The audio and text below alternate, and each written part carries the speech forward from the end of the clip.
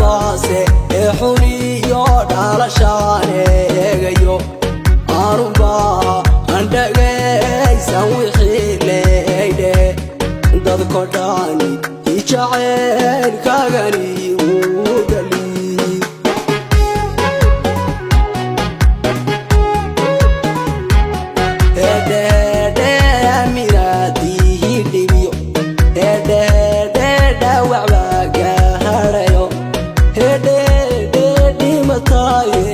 kalsooni sidee loo hodhayaa